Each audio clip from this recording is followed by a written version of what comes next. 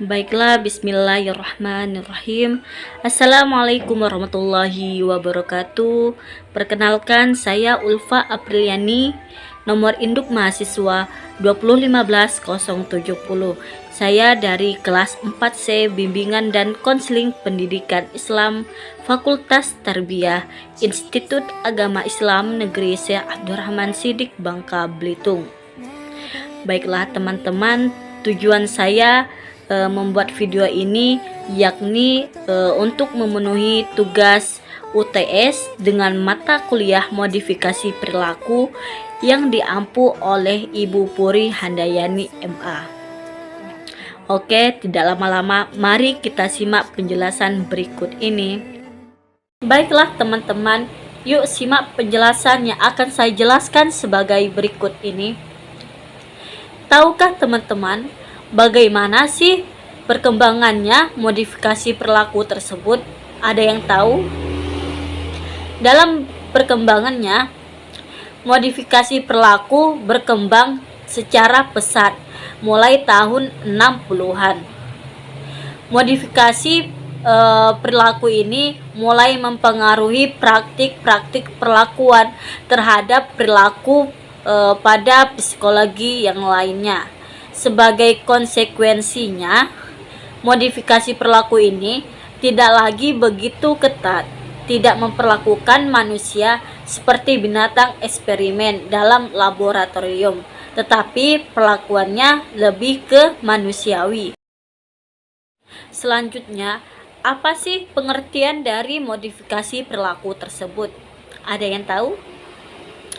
Modifikasi perilaku merupakan salah satu cara yang populer digunakan untuk mengubah perilaku yang dianggap bermasalah ataupun perilaku yang tidak adaptif, baik perilaku berlebihan maupun perilaku kekurangan. Teknik modifikasi perilaku ini sering digunakan oleh guru pendidikan maupun orang tua dikarenakan mudah dilakukan, mudah diamati, dan mudah diterapkan untuk perilaku yang lainnya. Karakteristik dari modifikasi perilaku yang pertama, memberikan penekanan yang kuat dalam mendefinisikan masalah berdasarkan perilaku yang dapat diukur dengan cara tertentu. Yang kedua, modifikasi perilaku merupakan prosedur dan teknik penanganan cara-cara mengubah lingkungan individu untuk membantu berfungsi secara penuh. Yang ketiga, modifikasi perilaku merupakan metode dan alasan yang dapat dideskripsikan secara tepat dan detail. Prinsip terbentuknya perilaku. Pertama, cara pembentukan perilaku. Dengan kebiasaan, salah satu pembentukan perilaku dapat ditempuh dengan adanya kebiasaan. Dengan cara membiasakan diri untuk berperilaku seperti yang diharapkan, akhirnya akan terbentuknya perilaku tersebut. Kedua, pembentukan perilaku dengan pengertian. Cara ini berdasarkan atas teori belajar kognitif, yaitu belajar dengan disertai adanya pengertian. Contohnya, bila naik motor harus menggunakan helm, karena helm tersebut untuk keamanan diri sendiri. Dan selanjutnya, area aplikasi modifikasi perilaku dalam berbagai bidang. Contohnya, pendidikan dan pendidikan berkebutuhan khusus. Peneliti telah menganalisa interaksi guru dan murid di dalam kelas, meningkatkan metode belajar dan mengajar, dan mengembangkan cara untuk menurunkan perilaku bermasalah di dalam kelas. Dalam psikologi klinis, prinsip psikologi digunakan untuk menolong orang dengan masalah pribadi. Pada umumnya, dalam psikologi klinis ini, individual atau grup terapi dilakukan oleh seorang psikolog. Adanya prosedur penerapan dalam time out. Langkah pertama, Guru atau orang tua harus paham dengan detail perilaku bermasalah yang harus diubah. Misalnya, anak yang suka naik meja ketika pelajaran. Langkah kedua, memaksimalkan kondisi untuk memunculkan perilaku alternatif sehingga dapat diberi penguatan ketika anak melakukan perilaku positif dengan menggantikan perilaku yang tidak diharapkan. Langkah ketiga, memilih time out yang efektif. Hukuman dalam bentuk time out ini dipastikan diberikan sesegera mungkin setelah anak melakukan perilaku yang tidak diharapkan. Langkah yang terakhir, komunikasikan prosedur time out ini kepada anak sebelumnya. Anak harus mendapatkan informasi yang jelas dan lengkap tentang program ini agar anak mampu terlibat penuh dalam prosedur tersebut. Selanjutnya, pengetahuan reinforcement learning atau RL. Reinforcement learning ialah belajar apa yang akan dilakukan pembelajaran dengan pementasan situasi dalam menentukan tindakan dan akan memaksimalkan angka sinyal penghargaan yang bisa diperoleh dari lingkungannya. Reinforcement learning berinteraksi dengan lingkungannya dan mengamati konsekuensi atas tindakannya sehingga dapat belajar mengubah tingkah lakunya sendiri sebagai tanggapan atas penghargaan yang diterima. Informasi yang dihasilkan dari setiap interaksi dengan lingkungannya yang kemudian digunakan reinforcement learning untuk mempengaruhi pengetahuannya. Selanjutnya, pengertian extinction. Extinction merupakan suatu penghentian penguatan jika dalam suatu kasus di mana pada perilaku sebelumnya individu mendapat penguatan, maka kemudian tidak lagi dikuatkan sehingga akan ada kecenderungan penurunan perilaku. Hal inilah yang dinamakan munculnya suatu atau pemusnahan atau disebut extinction. Extinction ini sebuah prinsip dasar perilaku. Pelenyapan atau extinction juga merupakan suatu strategi menghentikan penguatan terhadap perilaku yang tidak tepat atau tidak pantas. Ada yang tahu apa itu shaping? Shaping adalah pembentukan perilaku baru atau perilaku yang belum pernah dilakukan oleh individu dan sulit atau tidak mungkin untuk memunculkan perilaku baru yang diinginkan tersebut dengan cara memberikan pengukuhan atau penguatan jika telah muncul perilaku-perilaku yang menyerupai atau mendekati perilaku yang diinginkan sehingga pada akhirnya memunculkan perilaku yang sama sekali baru yang diinginkan. Nah, apa itu teknik relaksasi? Relaksasi merupakan salah satu cara untuk mengistirahatkan fungsi fisik dan mental seseorang sehingga menjadi rileks.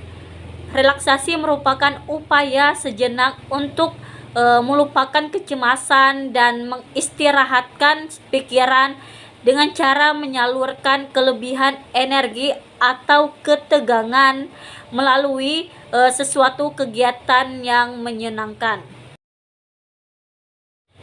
Selanjutnya, flooding. Apa itu flooding? Adalah membanjiri konseli dengan situasi atau penyebab kecemasan atau tingkah laku tidak dikehendaki individu sampai konsili sadar bahwasanya yang dicemaskan itu tidak terjadi.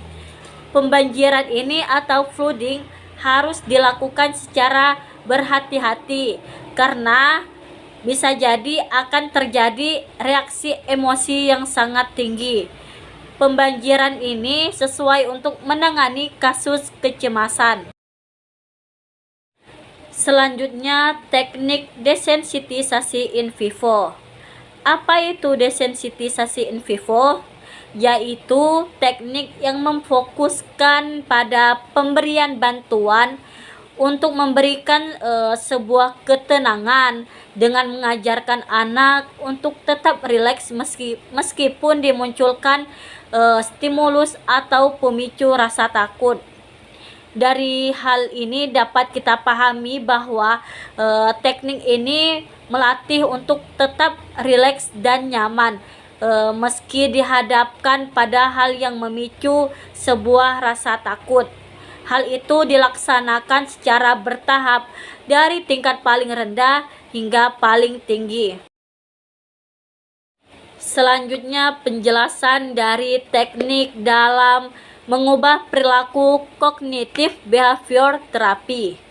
Kognitif behavior therapy ini atau CBT merupakan salah satu pendekatan psikoterapi yang paling banyak diterapkan dan telah terbukti efektif dalam mengatasi berbagai gangguan termasuk kecemasan dan depresi.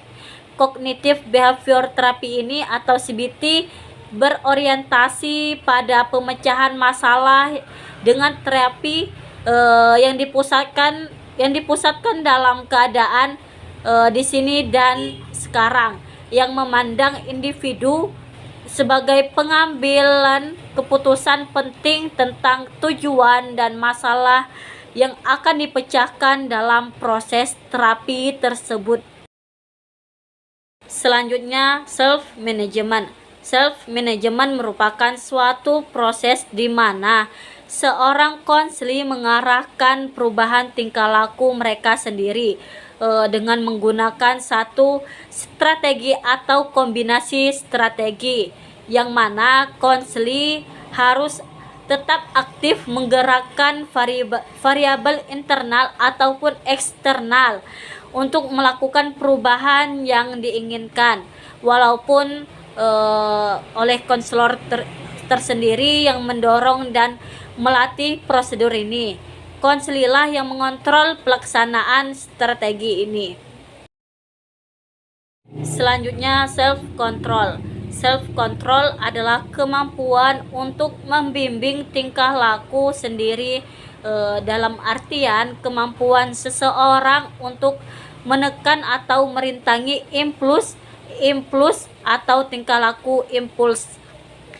Konsep dari self-control ini adalah kemampuan untuk mengesampingkan atau mengubah tanggapan batin serta menekankan kecenderungan perilaku yang tidak diinginkan dan menahan diri dari tindakan yang menyimpang. Baiklah, yang terakhir yaitu mengenai implementasi modifikasi perilaku dalam lingkup kehidupan. Dalam artian, keterampilan sosial ini dapat dibentuk pada anak-anak, dan yang paling berperan pada proses pembentukan keterampilan ini adalah keluarga.